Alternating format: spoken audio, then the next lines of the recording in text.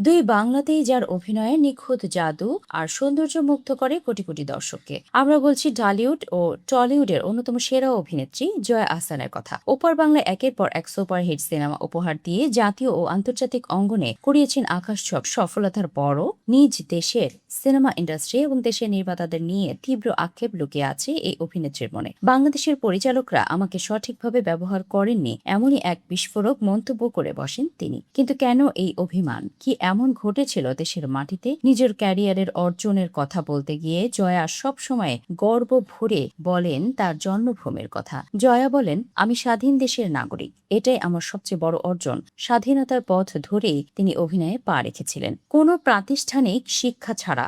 অভিনয়ের অ আ ক খ না জেনেই একদিন হুট করেই ক্যামেরার সামনে দাঁড়িয়েছিলেন জয়া। কিন্তু সেই অভিজ্ঞতার ভেতরেই লুকিয়েছিল অভিনয়ের প্রতি এক অদম্য আগুন। সেই আলোর পথ ধরেই আজ তিনি এত দূরে এসেছেন। জয়া বিশ্বাস করেন শিল্পীর কোনো ভৌগোলিক সীমানা থাকা উচিত নয়। যদিও তার পাসপোর্ট সবুজ রঙের এবং সবার আগে তার দেশ বাংলাদেশ, কিন্তু ক্যামেরার সামনে দাঁড়ানোর সময় তিনি কেবলই একজন পিওর আর্টিস্ট। তবে এই অসামান্য যাত্রাপথে নিজের দেশের নির্মাতাদের ভূমিকা নিয়ে ভীষণ মন খারাপ এই অভিনেত্রীর। জয়া সরাসরি অভিযোগ করে বলেন, নিবেদিত প্রাণ হওয়া সত্ত্বেও তিনি দেশে সঠিকভাবে মূল্যায়ন পাননি।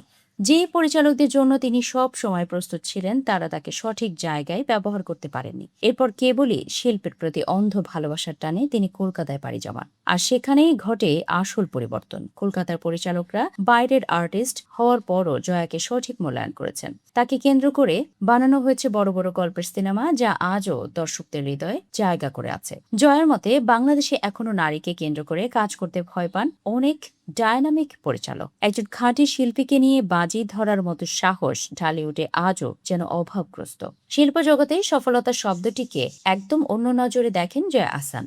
তিনি মনে করেন শিল্পী সফলতা বলে নির্দিষ্ট কোনো গন্তব্য বা তৈরি রাস্তা থাকে না। জয়ার ভাষায় সফলতা হলো একার বিষয়, সবাইকে পেছনে ফেলে একাই এগিয়ে যাওয়া। কিন্তু সার্থকতা হলো সবাইকে জড়িয়ে থাকা, এর মধ্যেই আসল শান্তি। একটি ছোট্ট মানব জীবনে সবাইকে ভালোবেসে এবং সবাইকে সঙ্গে নিয়ে পথ চলাটাই তার কাছে আসল প্রাপ্তি।